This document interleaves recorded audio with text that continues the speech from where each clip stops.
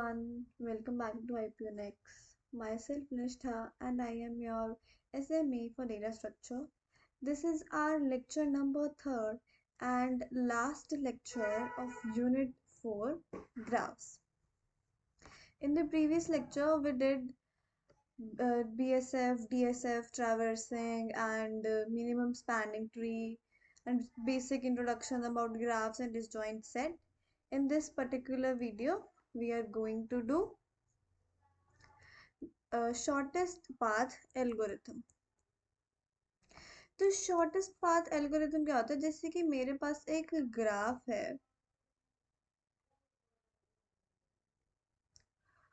तो मुझे पता लगाना है कि फॉर एग्जांपल यहाँ से यहाँ तक जाने के लिए कौन सा शॉर्टेस्ट पाथ रहेगा, यहाँ से यहाँ पे या फिर यहाँ से यहाँ पे. मतलब मुझे अगर पता लगाना है कि शॉर्टेस्ट पाथ कौन सा रहेगा एक नोड से दूसरी नोड तक जाने में, तो वो मेरा क्या हो गया? Shortest path algorithm. अब ये मैं 3 तरीके से पता लगा सकती हूँ. एक तो है डाइजेक्टर्स एल्गोरिथम, एक बेलमैन फोर्ड एल्गोरिथम एंड एक है लोएड वॉर्शल एल्गोरिथम. तो जो डाइजेक्स्ट्राउड होता है वही नॉर्मली हमारे पेपर में आया हुआ है, नॉर्मली उसी पे क्वेश्चंस आते हैं, तो वो वाला हम डिटेल में पढ़ेंगे. एंड बाकी इन दोनों का देखेंगे कि ये एल्गोरिथम होता कैसे है, बाकी इन दोनों की थ्योरी कि इनमें होता क्या है, बट इसको एक्चुअली देखेंगे कि इसमें प्रोसेस क्या होता है, राइट. तो डाइजेक्स्ट्राज में क्या होता है कि हम जैसे एक सिंगल सोर्स से, जैसे मेरे पास ये जो ग्राफ है इसमें एक सिंगल सोर्स से हम पता लगाते हैं कि कितना कितना डिस्टेंस है हर एक वर्टेक्स का. जैसे कि मैं इस वाले सिंगल सोर्स यानी कि यही वाले वर्टेक्स से मुझे पता चलेगा कि बाकी सारे नोड्स, मतलब एक पर्टिकुलर वर्टेक्स से ही पता चलेगा कि बाकी सारे नोड्स उससे कितने डिस्टेंस पर हैं वेटेड ग्राफ में, जबकि नॉन नेगेटिव एजेस होती हैं. मतलब कि जैसे मेरे पास एक ग्राफ है जिसमें एजेस की कॉस्ट लिखी होती है कि ये इसको इसके लिए इतनी कॉस्ट होगी, इसके लिए इतनी कॉस्ट होगी. तो अगर ये वजह से यहाँ पे 3 है, यहाँ पे 2 है, यहाँ पे -1 है, तो अगर ये एज की जो वैल्यू है, अगर ये वेट जो है इसका ये नेगेटिव में हो जाता है, तो फिर जो डाइजेक्टराज है वो नहीं काम करेगा. फिर हमें क्या इस्तेमाल करना पड़ेगा? या तो हम बेलमैन कर सकते हैं या फिर हम लॉयड कर सकते हैं. इसमें बेलमैन का यही होता है स्पेशलिटी कि वो नेगेटिव वेट को जो है वो बता सकता है. फिर लॉयड में क्या है कि ना वो हर एक, मतलब कि बहुत सारे सोर्सेस से बता सकता है कि शॉर्टेस्ट पाथ क्या होगा. इसमें एक ही सोर्स से पता चलता है शॉर्टेस्ट पाथ क्या है, इसमें मल्टीपल सोर्सेस से हमें पता चल सकता है. ठीक है, तो डाइजेक्टर्स एल्गोरिथम क्या होता है, तो एक एग्जांपल से देखते हैं. जैसे अब मैं एक कोई भी ना, हम एक नोड सिलेक्ट कर लेंगे. जैसे कि मैंने एक ये वाला जो मेरा वर्टेक्स है, मैंने ये सिलेक्ट कर लिया कि मैं इससे पता लगाऊंगी कि मेरे शॉर्टेस्ट पाथ सबके कितने हैं. ठीक है, तो मैंने ये ले लिया. तो हम क्या करेंगे, इस वाले से मैं लेट कर लूंगी कि इस वाले से जो मेरा डिस्टेंस है, मतलब कि सोर्स मान लिया मैंने, ए जो है मेरा सोर्स है, तो सोर्स से सोर्स का डिस्टेंस, ए से ए का डिस्टेंस कितना है? 0. तो वो क्या हो जाएगा? 0. फिर उसके बाद बाकी सबका इनिशियली हम लेट कर लेते हैं कि वो है इन्फिनिटी, क्योंकि अभी हमें पता नहीं है, राइट. तो मैंने मान लिया इसका सोर्स का तो 0 है एंड बाकी सबका है इन्फिनिटी. फिर उसके बाद हम लेट कर लेंगे कि जो सोर्स है वो है मेरा u, एंड जो भी, अब इसके एडजेसेंट कौन है? b है और c है, तो इन दोनों में से कोई भी एक ले सकते हैं. मैंने ले लिया b को मैंने मान लिया v. ठीक है, तो इसमें क्या होता है ना, इसमें होता है कि अगर distance of u plus cost of u comma v जो है वो लेस देन है डिस्टेंस ऑफ v से. ठीक है, तो पहले तो डिस्टेंस ऑफ u क्या है? डिस्टेंस ऑफ u इज, हम इस केस में है 0, इस केस में है हमारे पास डिस्टेंस 0, एंड कॉस्ट क्या है u कॉमा v के बीच की, वो है 4, एंड डिस्टेंस ऑफ v क्या है अभी, वो है इंफिनिटी। तो इन दोनों को प्लस कर लेंगे तो कितना आया 4, 4 इज लेस देन इंफिनिटी। तो जो वैल्यू है dv की वो इक्वल हो जाएगी d comma u plus cost of u comma v के। मतलब कि अब जो हमारा डिस्टेंस है वो क्या हो गया इधर से, अब वो हो गया 4, अब ये हो गया 4। अब ऐसे ही सिमिलरली इसका भी निकाल लेंगे। अब जैसे यहाँ पे डिस्टेंस क्या है 0 प्लस इनका ये कॉस्ट, तो इसका डिस्टेंस कितना आ गया 5। अब ऐसे ही d का देखते हैं, तो d में क्या हो जाएगा, इसका डिस्टेंस कितना है 4 प्लस 9, तो 4 प्लस 9 कितना हो गया 13। फिर यहाँ पे और इसका भी देख लेंगे, 7 प्लस 4, ये कितना हो जाएगा, 7 प्लस 4 हो गया मेरा 11। अब लेकिन ये वाला अभी मैं सारे पहले b के एडजस्टमेंट कंप्लीट कर रही हूँ। तो अभी यहाँ से हमने b का d हो गया एक, तो e हो गया, अब क्या है c। अब c के लिए देखेंगे, c b के लिए क्या है 4 प्लस 11, 4 प्लस 11 कितना हो गया 15। अब क्या जो 5 है वो 15 से छोटा है। देखो हमें क्या करना था ना, d और u को प्लस, ये अभी मेरा इस केस में ये u है एंड ये v है, तो डिस्टेंस ऑफ u कितना है 4 and cost of u comma v कितनी है 11। तो क्या वो लेस देन है डिस्टेंस ऑफ v से विच इज 5? नो, ये तो लेस देन नहीं है, 15 तो बड़ा है 5 से। तो जो हमारी कॉस्ट, जो भी हमारा डिस्टेंस है इसका, वो कितना रहेगा, वो 5 ही रहेगा। ठीक है, अब मेरे b के हो गए सारे। अब मैं आ जाऊंगी c पे। अब मैं c का देखती हूँ, c के एडजेसेंट कौन है, एक तो b है और एक e है। तो e का निकालें, तो e का क्या आ रहा है, ये अब इस केस में ये u है एंड ये v है, तो डिस्टेंस ऑफ u कितना हो गया 5 प्लस कॉस्ट ऑफ e कितना हो गया, वो कॉस्ट इनके बीच में कितनी है 3, तो वो कितनी आ गई 8। एंड हमारे पास डिस्टेंस कितना था ई पे, वो था 11, तो 8 लेस देन 11 है।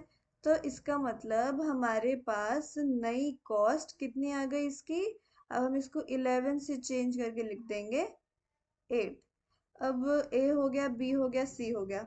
अब डी पर आ जाते हैं। अब डी पर देखते हैं डी के एडजेसेंट कौन कौन से हैं। एक तो है बी और एक है ई और एक है एफ। तो ई में देखिए डी का डिस्टेंस कितना है 13 प्लस इसकी कॉस्ट कितनी है 13, तो ये कितना हो गया, ये तो 26 हो गया। 26 तो बड़ा है 8 से, यानी कि जो हमारा डिस्टेंस है वो कितना रहेगा, वो 8 ही रहेगा। अब एफ में देखते हैं, एफ में डिस्टेंस कितना है, पहले डिस्टेंस कितना है 13 प्लस कॉस्ट कितनी है 2, तो कितना हो गया 15। 15 तो लेस देन है इन्फिनिटी से, तो अभी के लिए हमने चेंज करके क्या लिख दिया 15। अभी के लिए कॉस्ट हो गई हमारी 15। ठीक है, अब हम देखेंगे ई से। ई के एडजेसेंट कौन कौन से हैं, डी बी सी। तो डी तो फाइनल हो ही गया है, बी भी हो गया है और सी भी हो गया है। तो अब हम देखेंगे एफ। तो इसका कितना आ रहा है, डिस्टेंस कितना है इसका 8 प्लस कॉस्ट कितनी है 6, कितनी आई ये आया हमारा 14 विच इज लेस देन 15। तो हम 15 को चेंज करके यहाँ क्या लिख देंगे 14। ठीक है, तो अब हमारी फाइनल क्या क्या आंसर आया, ए के लिए तो आया 0, बी के लिए क्या आया 4, डी के लिए क्या आया 13, सी के लिए क्या आया 5, ई के लिए क्या आया 8, एफ के लिए क्या आया 14। एंड ये सब जो डिस्टेंसेस है ना, ये है विद रिस्पेक्ट टू ए, ए की पोजीशन से। जैसे कि ये ए से कितना शॉर्टेस्ट डिस्टेंस है एफ का 14। सो दिस इज डाइजेक्ट्रास एल्गोरिथम, कि हमने डिस्टेंस निकालते हैं फ्रॉम वन सोर्स। ऐसे ही जो लॉयड होता है। लॉयड में जब हम करते हैं तो लॉयड में मल्टीपल सोर्सेज, जैसे हमें सिर्फ एक सोर्स से डिस्टेंस पता चले, लॉयड में मल्टीपल सोर्सेज से पता चलता है। एंड बेलमैन में क्या होता है, ये जो हमने साइकिल करी ना, जैसे इसमें बेलमैन में यही साइकिल बार बारी रिपीट होती है। जैसे कि जितने भी नंबर ऑफ वर्टिसेस है, जिसमें वर्टेक्स कितने हैं, 1 2 3 4 5 6, 6 वर्टेक्सेस है, तो उसमें हम 5 बारी यही सेम चीज करेंगे, ताकि यही करते हैं सेम प्रोसेस। वो होता है बेलमैन में। उसमें बस ये होता है कि जैसे डाइजेक्टरस जो है वो नेगेटिव वाले, जैसे अगर ये एज मान लो -9 की बजाय -1 होती, so this one can handle that, this की नेगेटिव एजेस हो, लेकिन बेलमैन ये हैंडल कर सकता है। देन वी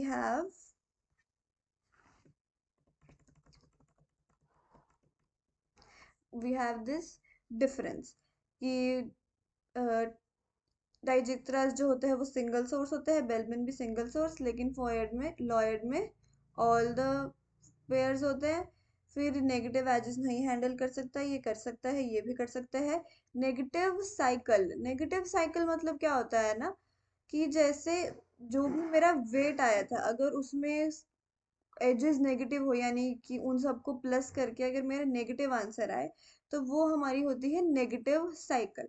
तो डाइजेक्टरास तो नहीं कर सकता है, ये कर सकता है, और वॉशल भी नहीं कर सकता। फिर जो ये होता है डाइजेक्टरास, ये फास्टेस्ट होता है कॉम्प्लेक्सिटी इसकी, एंड ये मॉडरेट, क्योंकि इसमें बार बार लूप लर्न होता है, एंड वॉशल स्लोएस्ट होता है। फिर डिस्टेंस जो है ये एक नोड में से कैलकुलेट करता है, ये भी एक नोड में से करता है, लेकिन ये साइकिल चेक कर सकता है कि नेगेटिव साइकिल है कि नहीं। एंड ये किस में से कर सकता है, शॉर्टेस्ट पाथ डिटेक्ट हर एक पेयर में से। देन कुछ PYQs इस यूनिट के। तो फर्स्ट क्वेश्चन इज कि ग्राफ ट्रैवर्सिंग क्या होती है। ये हमने करा था, ग्राफ ट्रैवर्सिंग मतलब कि हर एक नोड को विजिट करना in a very systematic manner, and दो वेज में कर सकते हैं, BSF एंड DSF। फिर उनके बीच में डिफरेंशिएट करना है विद एग्जांपल। BSF, जैसे BSF में हम क्यू इस्तेमाल करते हैं, DSF में स्टैक इस्तेमाल करते हैं। फिर write their traversal algorithm for the graph, तो ये है इनके एल्गोरिथम। तो क्या करेंगे, सबसे पहले तो इनिशियलाइज कर लेंगे सारे वर्टेक्स को कि वो अनविजिटेड है, फिर एक एम्प्टी क्यू बनाएंगे, एंड जैसे जैसे वर्टेक्स विजिट होता जाएगा ना, हम उस क्यू में डालते जाएंगे। जब वो क्यू एम्प्टी, और हम प्रोसेस ऐसे रिपीट करते जाएंगे, एंड अगर प्रोसेस ऐसे रिपीट करते जाएंगे, और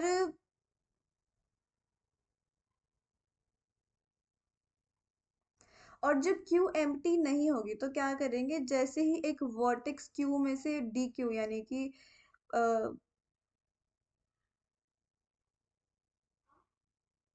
जैसे ही हम एक वर्टेक्स डी क्यू कराएंगे, तो हम जो है वो वर्टेक्स को प्रिंट कर देंगे, एंड फिर उस वर्टेक्स के एडजेसेंट वर्टेक्स को देखेंगे, उसको पुश कर देंगे क्यू के अंदर।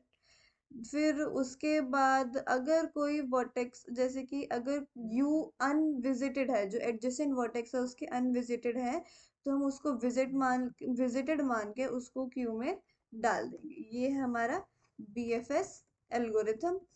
फिर DSF में क्या होता है, DSF में हम क्या इस्तेमाल करते हैं, स्टैक इस्तेमाल करते हैं। तो सबसे पहले सारे वर्टिसेस को इनिशियलाइज कर देंगे एज अनविजिटेड, फिर हम एक एम्प्टी स्टैक बनाएंगे, and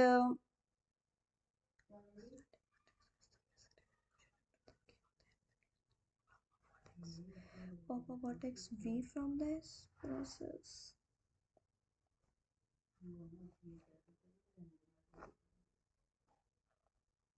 for the each adjacent.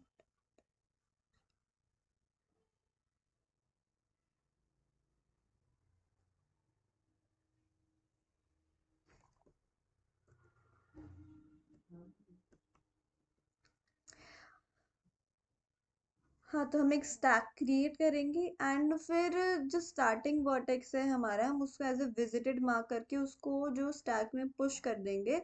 और जब स्टैक एम्प्टी नहीं है, तो हम वर्टेक्स को पॉप करवा देंगे, एंड फिर प्रिंट करवा लेंगे उसी वर्टेक्स को, और उसके एडजेसेंट वर्टेक्स के लिए अगर वो अनविजिटेड है, तो उसको विजिटेड मान के स्टैक में पुश कर देंगे। ये हो गया हमारा DFS algorithm using stack. Then ये कुछ और क्वेश्चंस है कि जैसे ग्राफ से रिलेटेड टर्मिनोलॉजी है कि डायरेक्टेड ग्राफ क्या होता है जिसमें डायरेक्शंस होती है, अनडायरेक्टेड जिसमें डायरेक्शंस नहीं होती। पाथ क्या हो गया कि हम एक नोड को दूसरी नोड तक कैसे जाएंगे, क्या पाथ फॉलो करेंगे, वो हमारा हो गया पाथ। जैसे कि ये है, तो हम डी तक कैसे जा सकते हैं, डी तक जाने का क्या पाथ है कि ए टू बी टू डी या फिर ए टू सी टू डी, ये हो गया हमारा पाथ। साइकिल क्या हो गई, जब एक क्लोज लूप फॉर्म हो जाता है वो साइकिल होती है। And degree, the number of edges जो एक वर्टेक्स से कनेक्टेड है, जैसे कि ए की डिग्री 2 है, बी की 2 है, डी की 2 है एंड सी की 2 है। फिर उसके बाद इसमें ग्राफ की तो फोटो नहीं है, लेकिन ये तो करा ही था कि एडजेसी मैट्रिक्स और इन लिस्ट जो है इनको कैसे रिप्रेजेंट करते हैं, ये फर्स्ट लेक्चर में बताया था मैंने। देन फिर क्रुस्कल्स एल्गोरिथम बताना है मिनिमम फाइंडिंग ट्री का कि कैसे परफॉर्म करते हैं। एक और क्वेश्चन है कि what are the different ways of representing a graph, तो रिप्रेजेंट कैसे कर सकते हैं, यूजिंग, तो वो adjacency matrix, adjacency list, edge list, वो सब होती है ग्राफ को रिप्रेजेंट करने के वेज। एंड फिर ये तो अभी कराए कि shortest, different shortest path algorithm explain करो with the help of an example. Thank you.